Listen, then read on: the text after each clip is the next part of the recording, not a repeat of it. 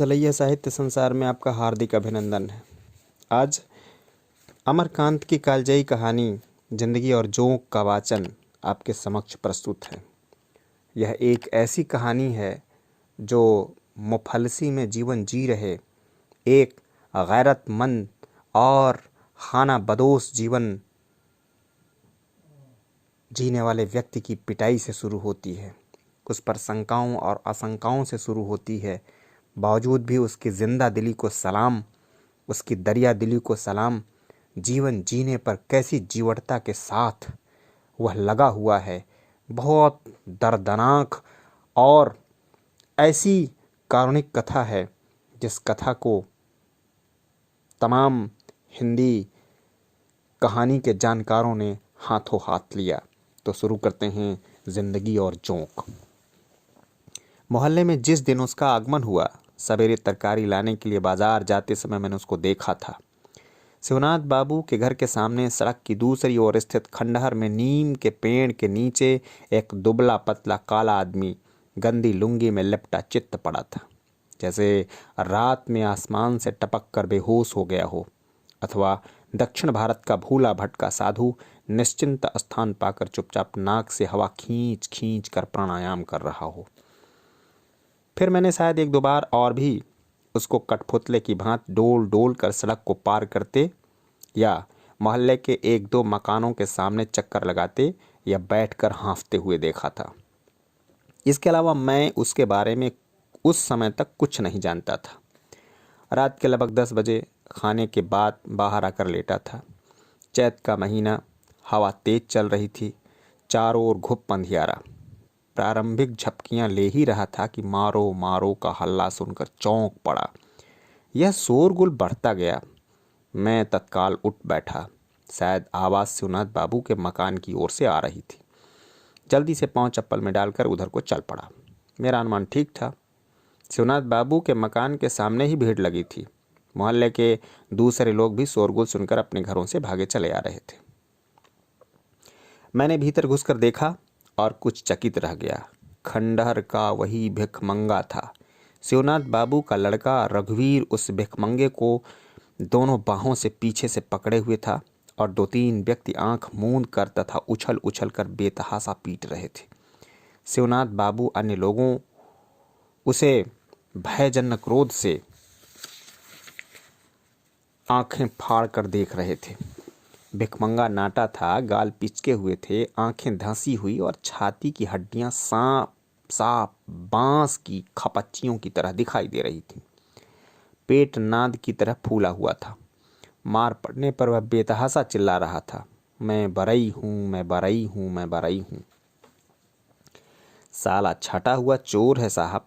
शिवनाथ बाबू मेरे पास सरक आए थे। पर यह हमारा आपका दोष है कि आदमी नहीं पहचानते। गरीबों को देखकर हमारा आपका दिल पसीज जाता है और मौका बेमौका खुद्दी चुन्नी साग सत्तू दे ही दिया जाता है। आपने तो इसको देखा ही होगा। मालूम होता था महीनों से खाना नहीं मिला है, पर कौन जानता था कि साला ऐसा निकलेगा। हरामी का पिल्ला। फिर भिखमंगे की ओर मुड़कर गरज पड़े, बता साले साड़ी कहाँ रखी है, नहीं वह मार पड़ेगी कि नानी याद आ जाएगी। उनका गला जोर से चिल्लाने के कारण किंचित बैठ गया था, इसलिए संभवतः थक कर वह चुप हो गए। पीटने वाले ने भी इस समय पीटना बंद कर दिया था, लेकिन शिवनाथ बाबू के वक्तव्य से रामजी मिश्र का सोहदा पहलवान लड़का शंभू अत्यधिक प्रभावित मालूम पड़ा। वह अभी अभी आया था और शिवनाथ बाबू का बयान समाप्त होते ही आओ देखा न ताओ, भीड़ में से आगे लपक जूता हाथ में ले गंदी गंदी गालियां देते हुए भिखमंगे को पीटना शुरू कर दिया। 1-1.5 हफ्ते से मोहल्ले में आया हुआ है। शिवनाथ बाबू जैसे निश्चिंत होकर फिर बोले, लालची कुत्तों की तरह इधर उधर घूमा करता था, सो हमारे घर में दया आ गई। एक रोज उसे बुलाकर उन्होंने कटोरे में दाल भात तरकारी खाने को दे दी। बस क्या था, परच गया, रोज आने लगा। खैर कोई बात नहीं थी, आपकी दया से ऐसे 2-3 भर भिखमंगे रोज ही खाकर दुआ दे जाते हैं। यह घर में आने लगा तो मौका पड़ने पर एकाध काम भी कर देता था। अब यह किसको पता था कि आज यह घर से नई साड़ी चुरा लेगा। आपको ठीक से पता है कि साड़ी इसी ने चुराई। मेरे इस प्रश्न से वे बिगड़ गए। बोले, आप भी खूब बात करते हैं, यही पता लग गया होता तो चोर कैसा। मैं तो खूब जानता हूँ कि ये सब चोरी का माल होशियारी से छिपा देते हैं और जब तक इनकी बड़ी पिटाई न की जाए कुछ नहीं बताते। अब यही समझिए कि करीब 9 बजे साड़ी गायब हुई। जमुना का कहना है कि उसी समय उसने इसको किसी सामान के साथ घर से निकलते हुए देखा। फिर मैं यह पूछता हूँ कि आज 10 वर्ष से मेरे घर का दरवाज़ा इसी तरह खुला रहता है, लेकिन कभी चोरी नहीं हुई। आज ही कौन सी नई बात हो गई कि वह आया नहीं और मोहल्ले में चोरी बदमाशी शुरू हो गई। अरे मैं इन सालों को खूब जानता हूँ। वह भिखमंगा अब भी तेज मार पड़ने पर चिल्ला उठता, मैं बरई हूँ, मैं बरई हूँ, मैं बरई हूँ। स्पष्ट था कि इतने लोगों को देखकर वह काफ़ी भयभीत हो गया था और अपने समर्थन में कुछ न पाकर बेतहासा अपनी जाति का नाम ले रहा था। जैसे हर जात के लोग चोर हो सकते हैं लेकिन बरई कतई नहीं हो सकते। नए लोग अब भी आ रहे थे। वे क्रोध और उत्तेजना में आकर उसको पीटते और भीड़ में जाकर मिल जाते। और जब लगातार मार पड़ने पर भी उसने कुछ नहीं बताया तो वे लोग खामखा थक गए। कुछ लोग वहाँ से सरकने भी लगे। किसी ने उसे पेड़ से बांधने और किसी ने पुलिस के सुपुर्द करने की सलाह दी। मैं भी कुछ ऐसी ही सलाह देकर खिसकना चाहता था कि शिवनाथ बाबू का मंझला लड़का योगेंद्र दौड़ता हुआ आया और अपने पिताजी को अलग ले जाते हुए फुसफुस कुछ बातें की। कुछ देर बाद शिवनाथ बाबू जब वापस आए तो उनके चेहरे पर हवाइयाँ सी उड़ रही थीं। एक दो क्षण इधर उधर ताके और मेरी ओर बेचारे की तरह देखने के बाद बोले, अच्छा इस बार छोड़ देते हैं, साला काफ़ी पा चुका है, आइंदा ऐसा करते चेतेगा। लोग शिवनाथ बाबू को बुरा भला कहकर रास्ता नापने लगे। मैंने उनकी ओर मुस्कराकर देखा तो मेरे पास आकर झेंपते हुए बोले, इस बार तो साड़ी घर में मिल गई, पर कोई बात नहीं, चमार सियार डांट डपट पाते रहते हैं। अरे इस पर क्या पड़ी है, चोर चाई तो रात भर मार खाते हैं और कुछ भी नहीं बताते। फिर बाईं आंख को खूबी से दबाते हुए दांत खोलकर हंस पड़े। चलिए साहब, नीच और नींबू को दबाने से ही रस निकलता है। कभी कभी मुझे आश्चर्य होता है कि उस दिन की पिटाई के बाद भी खंडहर का वह भिखमंगा मोहल्ले में टिके रहने की हिम्मत कैसे कर सका। हो सकता है उसने सोचा हो कि निर्दोष छूट जाने के बाद मोहल्ले के लोगों का विश्वास और सहानुभूति उसको प्राप्त हो जाएगी और दूसरी जगह उसे अनिश्चितता का सामना करना पड़ेगा। चाहे जो हो, उसके प्रति मेरी दिलचस्पी अब और बढ़ गई थी। मैं उसको खंडहर में बैठा देख करके कुछ खाते या चुपचाप सोते या मोहल्ले से डग डग सरकते हुए देखता। लोग अब उसको कुछ न कुछ दे देते। बचा हुआ बासी या जूठा खाना पहले कुत्तों या गाय भैंसों को दे दिया जाता, परंतु अब औरतें बच्चों को दौड़ा देती कि जाकर भिखमंगों को दे आए। कुछ लोगों ने तो उसको कोई पहुंचा हुआ साधु महात्मा तक कह डाला और धीरे धीरे उसने खंडहर का परित्याग कर दिया और आम सहानुभूति एवं विश्वास का आश्चर्यजनक लाभ उठाते हुए जब वह किसी न किसी ओसारे या दलान में ज़मीन पर सोने बैठने लगा तो लोग उससे हल्के फुल्के काम भी लेने लगे। दया माया के मामले में शिवनाथ बाबू से पार पाना टेढ़ी खीर है, किंतु भिखमंगा उनके दरवाजे पर जाता ही न था। लेकिन एक दिन उन्होंने किसी शुभ मुहूर्त में उसे सड़क से गुजरते समय संकेत से अपने पास बुलाया और तिरछी नज़र से देखते हुए मुस्कुराकर बोले, देख बे, तूने चाहे जो भी किया, हमसे तो यह सब नहीं देखा जाता। दर दर भटकता रहता है, कुत्ते सुअर का जीवन जीता है। आज से इधर उधर भटकना छोड़, आराम से यहीं रह और दोनों जून भरपेट खा। पता नहीं यह शिवनाथ बाबू के स्नेह से संभव हुआ या डर से, पर भिखमंगा उनके यहाँ अस्थायी रूप से रहने लगा। उन्हीं के यहाँ उसका नामकरण भी हुआ। उसका नाम गोपाल था, लेकिन शिवनाथ बाबू के दादा का नाम गोपाल सिंह था, इसलिए घर की औरतों की जबान से वह नाम उतरता ही न था। उन्होंने उसको रजुआ कहना आरंभ किया और धीरे धीरे यही नाम सारे मोहल्ले में प्रसिद्ध हो गया। किंतु रजुआ के भाग्य में बहुत दिनों तक शिवनाथ बाबू के यहाँ टिकना न लिखा था। बात यह है कि मोहल्ले के लोगों को यह कतई पसंद न था कि केवल दोनों जून भोजन पर रजुआ शिवनाथ बाबू की सेवा करे।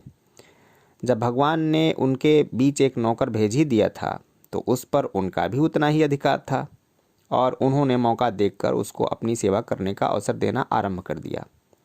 वह शिवनाथ बाबू के किसी काम से जाता तो रास्ते में कोई न कोई उसको पैसे देकर किसी काम की फरमाइश कर देता, और यदि वह आनाकानी करता तो संबंधित व्यक्ति बिगड़ कर कहता, साला तू शिवनाथ बाबू का गुलाम है, वह क्या कर सकते हैं, मेरे यहाँ बैठकर खाया कर, वह क्या खिलाएं, बासी भात भी तो देते ही होंगे।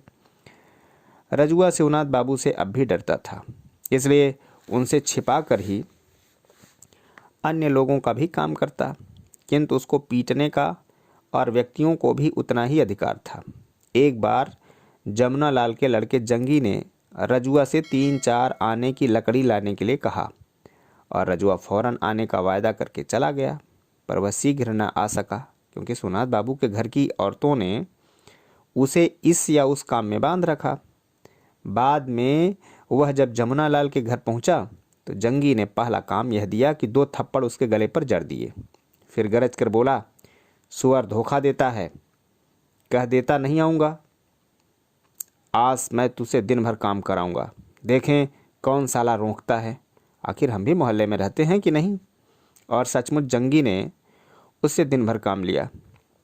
शिवनाथ बाबू को सब पता लग गया, लेकिन उसकी उदार व्यवहारिक बुद्धि की प्रशंसा किए बिना नहीं रहा जाता, क्योंकि उन्होंने चूं तक नहीं की। ऐसी ही कई घटनाएं हुई, पर रजुआ पर किसी का अस्थायी अधिकार निश्चित न हो सका। उसकी सेवाओं की उपयोग संबंधी खींचातानी से उसका सामाजिकरण हो गया।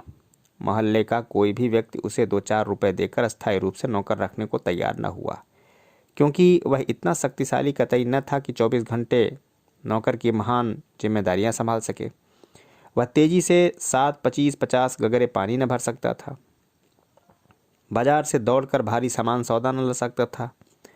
अतएव लोग उससे छोटा मोटा काम ले लेते और इच्छानुसार उसे कुछ न कुछ दे देते।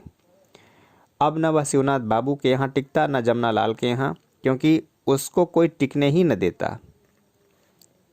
उसको रजुआ ने भी समझ लिया और मोहल्ले के लोगों ने भी। वह अब किसी व्यक्ति विशेष का नहीं बल्कि सारे मोहल्ले का नौकर हो गया। रजुआ के लिए छोटे मोटे कामों की कमी न थी।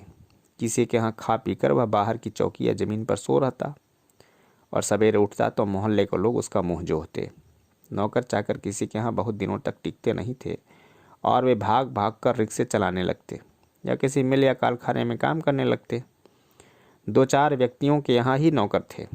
अन्य घरों में कहार पानी भर देता, लेकिन वह गगरों के हिसाब से पानी देता, और यदि एक गगरा भी अधिक दे देता तो उसका मेहनताना पाई पाई वसूल कर लेता। इस स्थिति में रजुआ का आगमन जैसे भागवत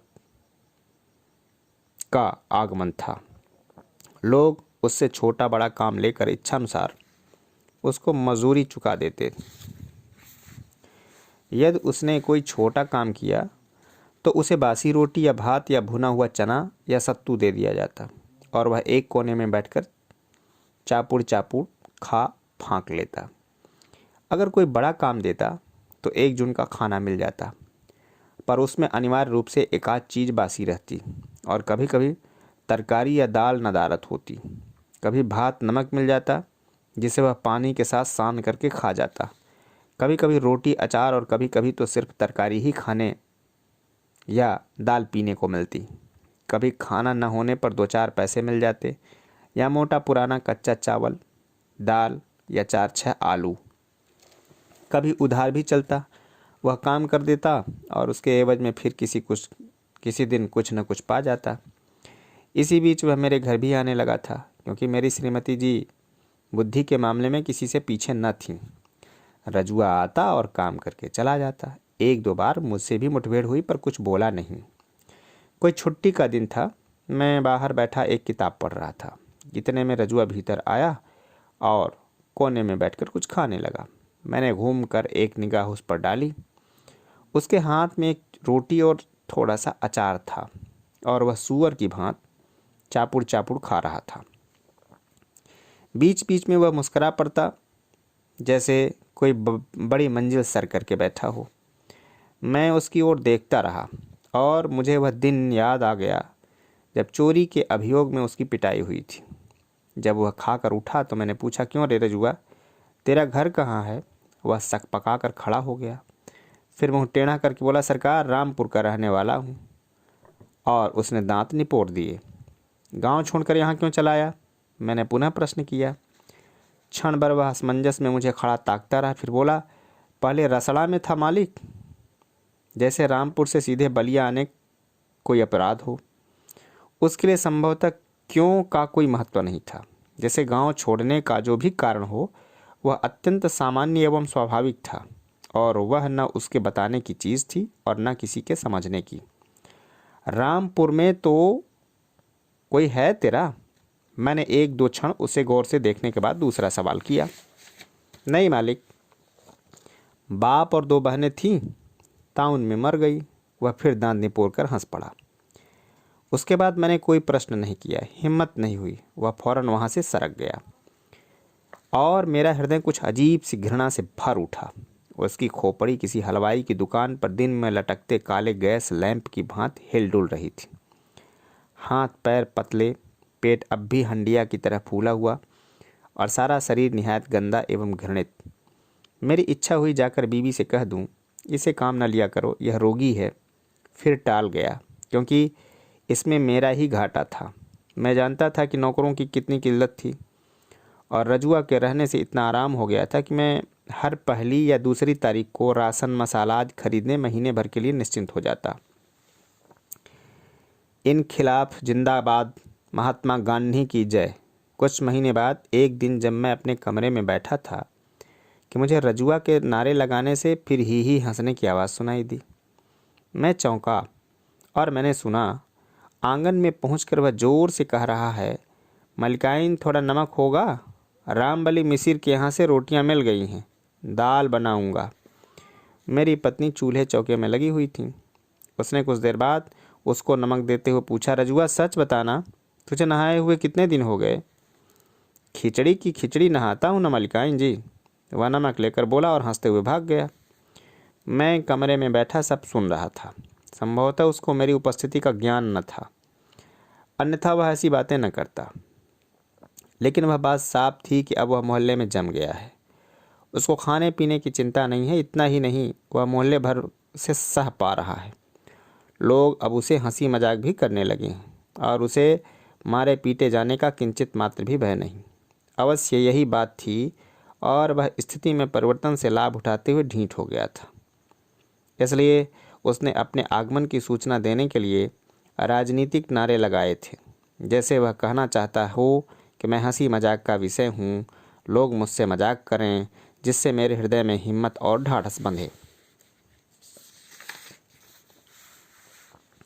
मुझे बड़ा ही आश्चर्य हुआ, लेकिन कुछ ही दिन बाद मैंने उसकी एक और हरकत देखी जिससे मेरे अनुमान की पुष्टि होती थी। सायंकाल दफ्तर से आ रहा था कि जीवतराम के गोले के पास मैंने रजुआ की आवाज़ सुनी। पतिया की स्त्री बर्तन मांज रही थी और उसके पास खड़ा रजुआ टेढ़ा मुंह करके बोल रहा था, संभाल हो भौजी, सलाम हो भौजी, समाचार है ना? अंत में बेमतलब ही करने लगा। पतिया की बहू ने थोड़ा मुस्की काटते हुए सुनाया, दूर हो पापी, समाचार पूछने का तेरा ही मुंह है, चला जा, नहीं तो जूठ की काली हांडी चलाकर वह मारूंगी कि सारी लफंगई। यहाँ उसने एक गंदे मुहावरे का इस्तेमाल किया, लेकिन मालूम पड़ता है कि रजुआ इससे ही खुश हो गया, क्योंकि वह मुंह फुलाकर हंस पड़ा और फिर तुरंत उसने 2-3 बार सिर से ऊपर झटका देते हुए ऐसी किलकारियां लगाई जैसे घास चरता हुआ गधा अचानक सिर उठाकर ढींचू ढींचू कर उठता है। फिर तो यह उसकी आदत हो गई। सारे मोहल्ले की छोटी जातियों की औरतों से उसे भौजाई का संबंध जोड़ लिया था। उनको देखकर वह कुछ न कुछ हल्की फुल्की छेड़खानी कर देता और तब वह गधे की भांति ढींचू ढींचू कर उठता। कुएं पर पहुंचकर वह किसी औरत से कनखी से निहारता और अंत में पूछ बैठता, यह कौन है? अच्छा, बड़की भौजी हैं, सलाम भौजी, सीताराम सीताराम, राम राम जपना, पराया माल अपना। इतना कहकर वह धृष्टतापूर्वक हंस पड़ता।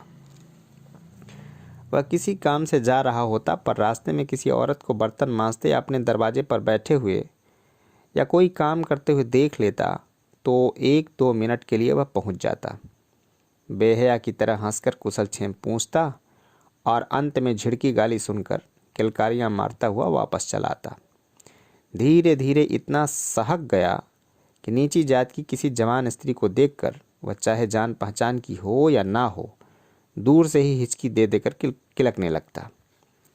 मेरी तरह मोहल्ले के अन्य लोगों ने भी उसके इस परिवर्तन पर गौर किया था और संभवतः इसी कारण लोग उसे रजुआ से रजुआ साला कहने लगे। अब कोई बात कहनी होती, कितने गंभीर काम के लिए पुकारना होता, लोग उसे रजुआ साला कहकर बुलाते और अपने काम की फरमाइश करके हंस पड़ते। उनकी देखा देखी लड़के भी ऐसे ही करने लगे, जैसे साला कहे बिना रजुआ का कोई अस्तित्व ही न हो। और इससे रजुआ भी बड़ा प्रसन्न था, जैसे इससे उसके जीवन की अनिश्चितता कम हो रही हो और इस पर अचानक कोई संकट आने की संभावना संकुचित होती जा रही हो। और अब लोग उसे चिढ़ाने भी लगे, क्यों बे रजुआ साला, शादी करेगा? लोग उसे छेड़ते।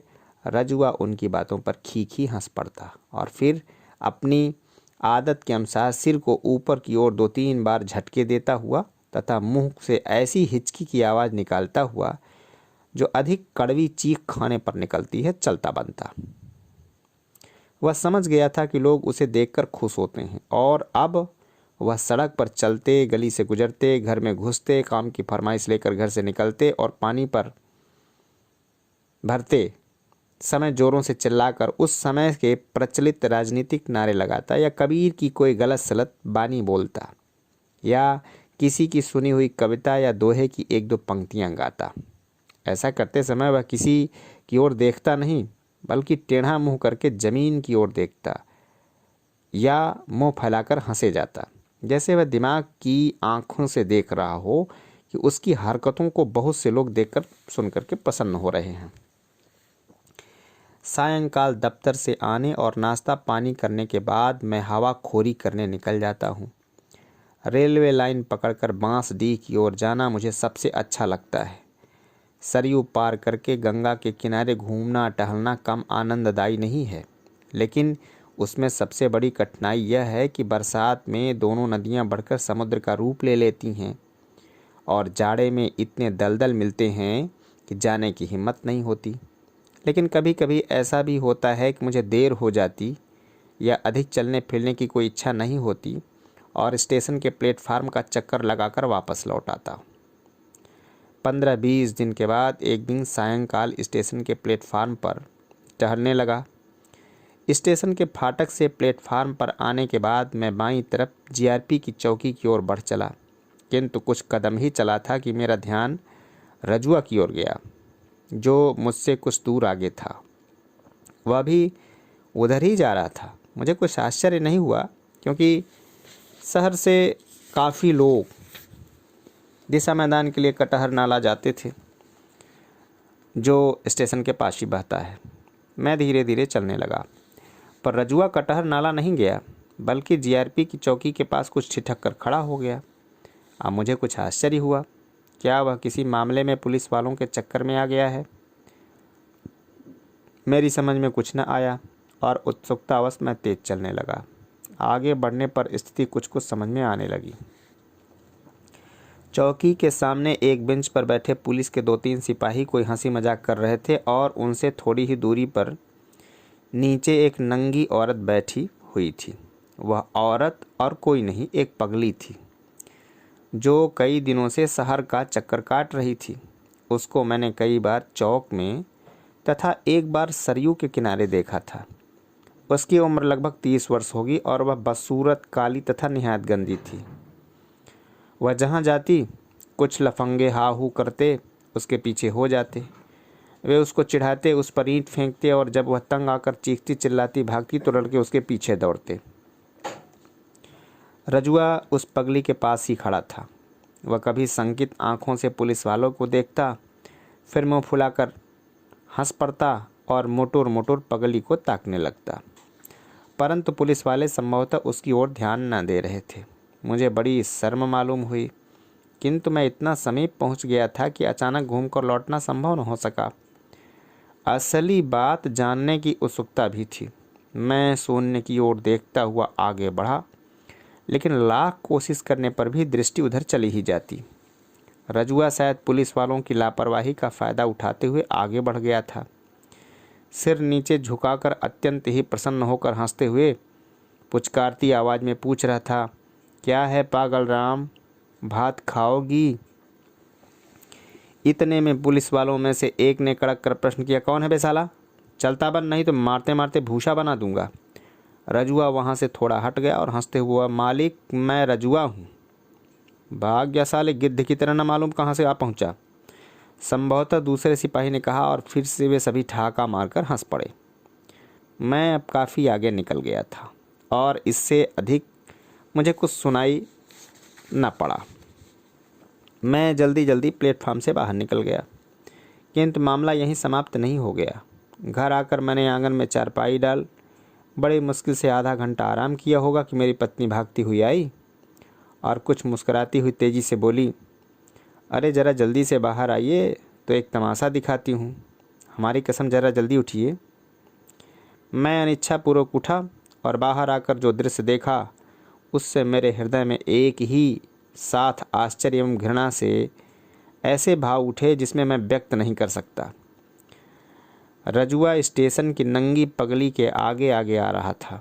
पगली कभी इधर उधर देखने लगती या खड़ी हो जाती तो रजुआ उसे पीछे होकर पगली की उंगली पकड़कर थोड़ा आगे ले आता और फिर उसे छोड़कर थोड़ा आगे चलने लगता तथा पीछे घूम घूम कर पगली से कुछ कहता आता। इसी तरह वह पगली को सड़क की दूसरी ओर स्थित क्वार्टरों की छत पर ले गया। वे क्वार्टर मेरे मकान के सामने दूसरी पटरी पर बने थे और वे एक दूसरे से सटे थे। उनकी छतें खुली थीं और उन पर मोहल्ले के लोग जाड़े में धूप लिया करते और गर्मी में रात को लावारिस लफंगे सोया करते। तभी रजुआ नीचे उतरा, किंतु पगली उसके साथ न थी। हम लोगों की उत्सुकता बढ़ गई थी कि देखें वह आगे क्या करता है। हम लोग वहीं खड़े रहे और रजुआ तेज़ी से स्टेशन की ओर गया। कुछ ही देर में वापस आ गया। इस बार उसके हाथ में एक दोना था। दोना लेकर वह ऊपर चढ़ गया और अब हम समझ गए कि वह पगली को खिलाने के लिए बाजार से कुछ लाया है। इसके बाद 2-3 दिन तक रजुआ को मैंने मोहल्ले में नहीं देखा। उस दिन की घटना से हृदय में एक उत्सुकता बनी हुई थी, इसलिए एक दिन मैंने अपनी पत्नी से पूछा, क्या बात है, रजुआ आजकल दिखाई नहीं देता, अब नहीं यहाँ आता क्या? पत्नी ने थोड़ा चौंक कर उत्तर दिया, अरे आपको नहीं मालूम, उसको किसी ने बुरी तरह पीट दिया है और वह बरन की बहू के यहाँ पड़ा हुआ है। क्यों, क्या बात है? मैंने अपनी उत्सुकता प्रकट किए बिना धीमे स्वर में पूछा। पत्नी ने मुस्कुराकर बताया, अरे वही बात है, रजुआ उस पगली को छत पर छोड़ नरसिंह बाबू के यहाँ काम करने लगा।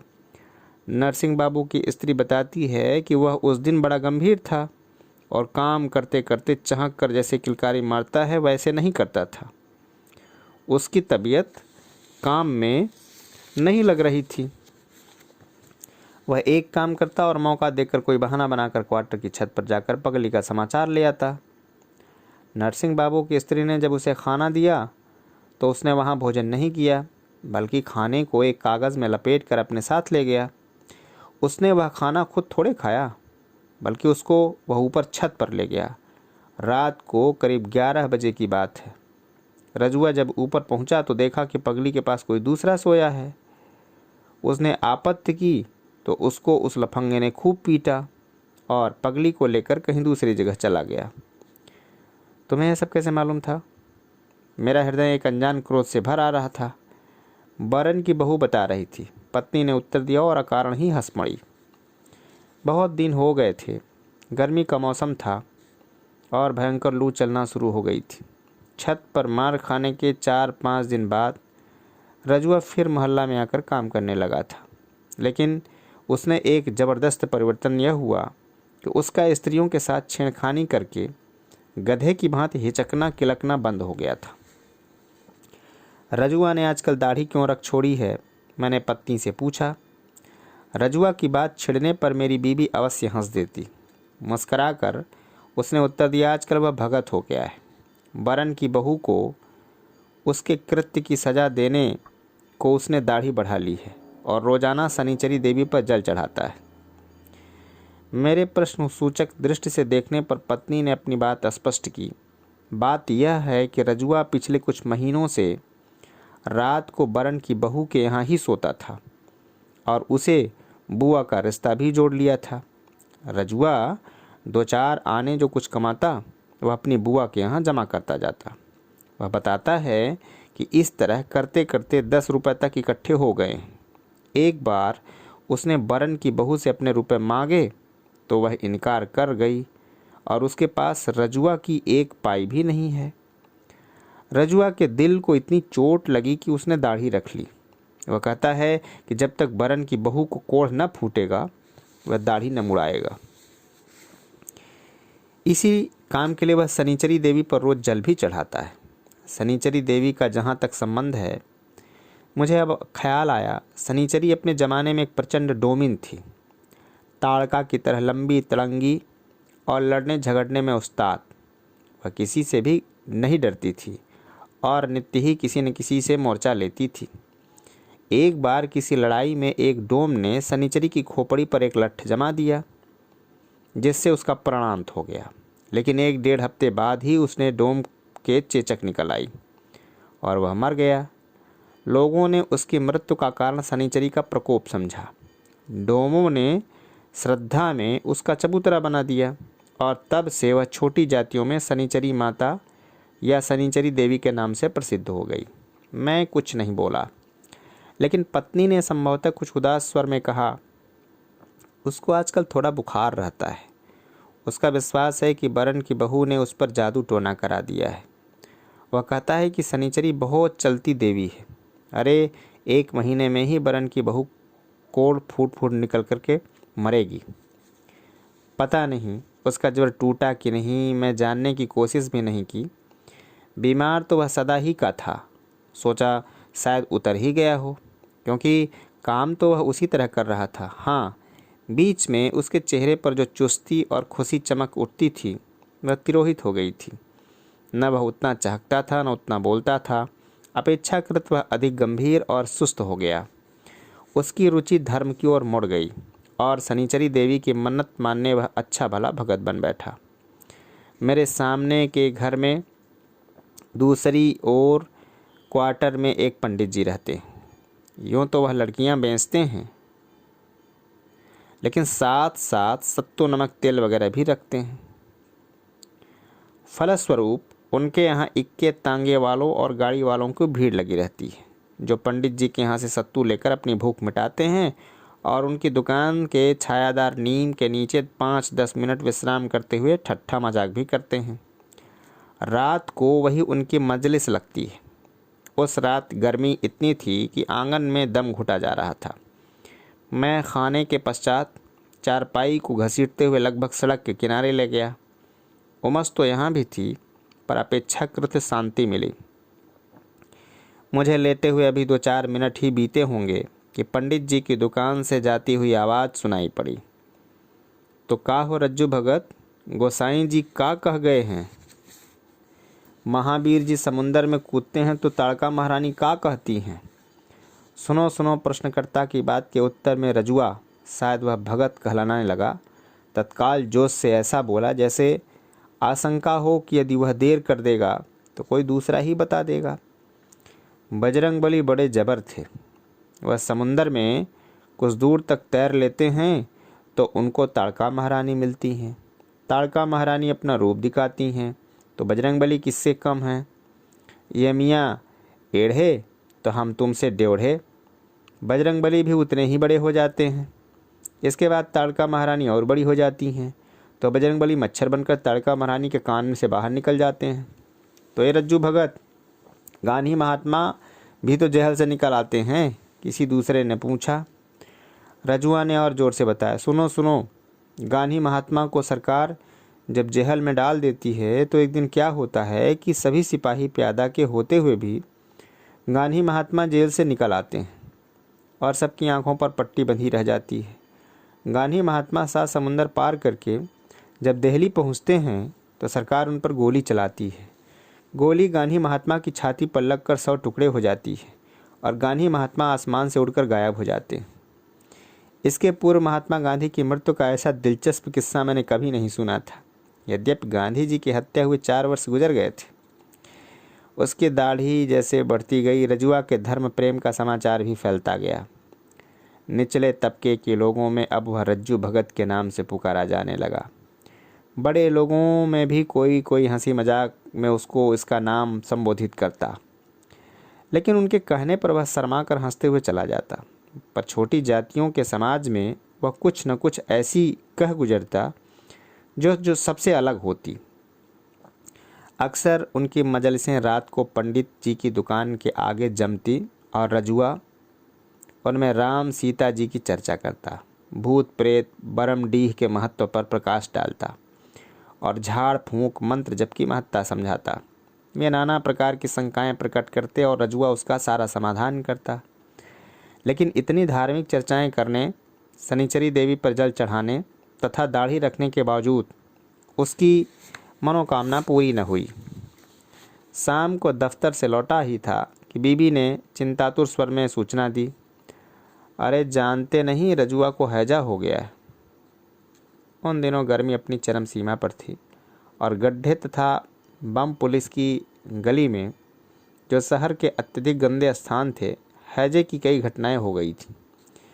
मुझे आश्चर्य नहीं हुआ, क्योंकि रजुआ को हैजा न होता तो और किसको होता। जिंदा है या मर गया, मैंने उदासीन स्वर में पूछा। मेरी पत्नी ने अफसोस प्रकट करते हुए कहा, क्या बताएं, मेरा दिल छटपटा कर रह गया। वही खंडहर में पड़ा हुआ है, कै दस्त से पस्त हो गया है। लोग बताते हैं कि 1 आध घंटे में मर जाएगा। कोई दवा दारू नहीं हुई। कौन उसका सगा बैठा है जो दवा दारू करता। शिवनाथ बाबू के यहाँ काम कर रहा था, पर जहाँ उसको एक कै हुई, उन लोगों ने उसको अपने यहाँ से खदेड़ दिया। फिर वह राम जी मिश्र के ओसारे में जाकर बैठ गया, लेकिन जब उनको ये पता लगा तो उन्होंने भी उसको भगा दिया। उसके बाद वह किसी के यहाँ गया ही नहीं, जाकर खंडहर में पेड़ के नीचे पड़ गया। मैंने जैसे व्यंग किया, तुमने अपने यहाँ क्यों न बुला लिया। पत्नी को यह आशा नहीं थी कि मैं ऐसा प्रश्न करूँगा, इसलिए स्तंभित होकर मुझे देखने लगी। अंत में बिगड़ कर बोली, मैं उसे यहाँ क्यों बुलाती। कैसी बात करते हैं आप, मेरे भी बाल बच्चे हैं, भगवान न करे उनको कुछ हो गया तो। मैं हंस पड़ा, फिर उठ खड़ा हुआ। जरा देख आऊँ, दरवाजे की ओर बढ़ता हुआ बोला, आपके पैरों पड़ती हूँ, उसको छुइएगा नहीं और झटपट चले आइएगा। पत्नी गिड़गिड़ाने लगी। जब मैं खंडहर में पहुंचा तो 2-3 व्यक्ति सड़क के किनारे खड़े होकर रजुआ को निहार रहे थे। वे मोहल्ले के नहीं बल्कि रास्ते के चलते मुसाफिर थे, जो रजुआ की दशा देखकर अकर्मण्य दशा एवं उत्सुकता से वहां खड़े हो गए थे। रजुआ, मैंने निकट जाकर पूछा, लेकिन उसको किसी बात की सुध बुध न थी। वह पेड़ के नीचे एक गंदे अंगोछे पर पड़ा हुआ था और उसका शरीर कै दस्त से लथपथ था।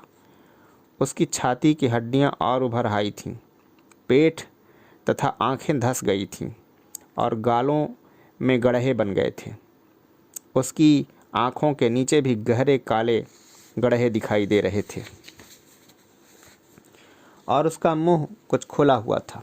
पहले देखने से ऐसा मालूम होता था कि वह मर गया है, लेकिन उसकी सांस धीमे धीमे चल रही थी। मैं कुछ निश्चय न कर पा रहा था कि क्या किया जाए कि मालूम नहीं कहाँ से शिवनाथ बाबू मेरी बगल में आकर खड़े हो गए और धीरे से उन्होंने अपनी सम्मत भी प्रकट की। ही कांट सरवाइव, यह बच नहीं सकता। मैंने तेज दृष्टि से उनकी ओर देखा। शिवनाथ बाबू पर तो मुझे गुस्सा आ ही रहा था, लेकिन अपने ऊपर भी कम झुंझलाहट न थी। कभी जी होता था कि जाकर घर बैठ रहूं। जब और लोगों को मतलब नहीं तो मुझे ही क्या पड़ी है। लेकिन उसे यूँ अपनी आंखों के सामने मरते हुए नहीं देखा जाता, पर मैं इसका इलाज भी तो क्या करवा सकता था। मैं लगभग 100 रुपये वेतन पाता था। इसके अलावा महीने का अंतिम सप्ताह था। मेरे पास एक भी पाई नहीं थी, पर उसे अस्पताल भी तो भिजवाया जा सकता है। अचानक मन में विचार कौंधा। मेरी झुंझलाहट जैसे अचानक दूर हो गई और मैं घूमकर तेजी से अस्पताल रवाना हो गया। अस्पताल पहुंचकर मैंने संबंधित अधिकारियों को सूचित किया। वहां से अस्पताल की मोटर गाड़ी पर बैठकर मैं स्वयं आया। रजुआ की सांस अब भी चल रही थी। अस्पताल के 2 मेहतरों ने जो साथ आए थे उसको खींचकर गाड़ी पर लाद दिया। जब गाड़ी चली गई तो मैंने संतोष की सांस ली, जैसे मेरे सिर से कोई बड़ा बोझ हट गया हो। सबकी यही राय थी कि रजुआ बच नहीं सकता, परंतु वह मरा नहीं। यदि अस्पताल पहुंचने में थोड़ा भी विलंब हो गया होता तो बेशक काल के गाल में उसकी रक्षा न हो पाती। अस्पताल में वह 4-5 दिन रहा, फिर वहां से बर्खास्त कर दिया गया। किंतु उसकी हालत बेहद ख़राब थी। वह एकदम दुबला पतला हो गया था, मुश्किल से चल पाता और जब बोलता तो हाँफने लगता। न मालूम क्यों वह अस्पताल से सीधे मेरे घर ही आया। यद्यपि मेरी पत्नी को उसका आना बहुत बुरा लगा, लेकिन मैंने उससे कह दिया कि 2-4 ही दिन उसे पड़ा रहने दे, फिर वह अपने आप ही इधर उधर आने जाने तथा काम करने लगेगा। वह 4-5 दिन रहा, खाने को कुछ न कुछ पा ही जाता। वह कोई न कोई काम करने की कोशिश करता, पर उससे होता ही नहीं। किसी को घर में बैठकर मुफ्त खिलाना मेरी श्रीमती जी को बहुत बुरा लगता था, परंतु सबसे बड़ा भय उनको यह था कि उसके रहने पर घर में किसी को हैजा न हो जाए। और एक दिन घर आने पर रजुआ नहीं दिखाई पड़ा। पूछने पर बीबी ने बताया कि वह अपनी तबीयत से पता नहीं कब चला गया। वह कहीं गया न था, बल्कि मोहल्ले में ही था, लेकिन अब वह बहुत कम दिखाई पड़ता। मैंने उसको 1-2 बार सड़क पर पैर घिसट घिसट करके जाते हुए देखा। संभवतः अपना पेट भरने के लिए कुछ न कुछ करने का प्रयत्न कर रहा था। और फिर एक दिन मैंने उसको खंडहर में पुनः पड़ा पाया। शिवनाथ बाबू अपने दरवाजे पर बैठकर अपने शरीर में तेल की मालिश करा रहे थे। मैंने उनसे जाकर नमस्कार करते हुए प्रश्न किया, रजुआ खंडहर में क्यों पड़ा हुआ है? उसे फिर हैजा हुआ है क्या? शिवनाथ बाबू बिगड़ गए। गोलियां मारिए साहब, आखिर कोई कहाँ तक करे। आप साले को खुजली हुई है, जहाँ जाता है खुजलाने लगता है। कौन उससे काम कराए? फिर काम भी तो वह नहीं कर सकता। साहब, अभी 2-3 रोज़ की बात है, मैंने एक गगरा पानी लाने के लिए कहा। गया जरूर, लेकिन कुएं से उतरते समय गिर गए बच्चू। पानी तो ख़राब हुआ ही, गगरा भी टूट पिचक गया। मैंने तो साफ साफ कह दिया कि मेरे घर के अंदर पैर न रखना, नहीं पैर तोड़ दूंगा। गरीबों को देखकर मुझे भी दया माया सताती है, पर अपना भी तो देखना है। मैं कुछ नहीं बोला और चुपचाप घर लौट आया। इस बार मेरी हिम्मत नहीं हुई कि जाकर उसे देखूं या उससे हाल चाल पूछूं। घर आकर मैंने पत्नी से पूछा, तुमने रजुआ से कुछ कहा सुना तो नहीं? मुझे शक था कि बीवी ने ही उसको भगा दिया होगा और इसलिए वह मेरे घर नहीं आता। मेरी बात सुनकर श्रीमती जी अचकचा कर मुझे देखने लगी, फिर तिनक कर बोली, क्या करती? रोक को पालती? कोई मेरा भाई बंधु तो नहीं? मैं क्या कहता? रजुआ को भयंकर खुजली हो गई थी, लेकिन उसने मोहल्ला नहीं छोड़ा। वह अक्सर खंडहर में बैठकर अपने शरीर को खुजलाता रहता। खाने की आशा में वह इधर उधर चक्कर भी लगाता। कभी कभी वह मेरे घर के सामने लकड़ी वाले पंडित जी के यहाँ आता और पंडित जी थोड़ा सत्तू दे देते। मैंने भी 1-2 बार अपने लड़के को खाना देने के लिए भेजा। इस तरह उसके पेट का पालन होता रहा। उसका चेहरा भयंकर हो गया था, एकदम पीला और हाथ पैर जली हुई रस्सी की तरह ऐंठे हुए। जब बाहर कम ही निकलता और जब निकलता तो उसको देखकर एक अजीब दहशत सी होने लगती, जैसे कोई नरकंकाल चल रहा हो। आषाढ़ चला गया था, बरसात का पहला पानी पड़ चुका था। शनिवार का दिन सवेरे 8 बजे मैं दफ्तर काम लेकर के बैठ गया, लेकिन तबीयत नहीं लगी। बाहर नाली में वर्षा का पानी पूरे वेग से दौड़ रहा था और शरीर पर पुरवाई के झोंके आ लगते, जिससे मैं एक मधुर सुस्ती का अनुभव कर रहा था। मैं कलम मेज पर रख दी और कुर्सी पर सीट टेक कर ऊँघने लगा। यदि एक आहट ने चौंका न दिया होता तो मैं सो भी जाता।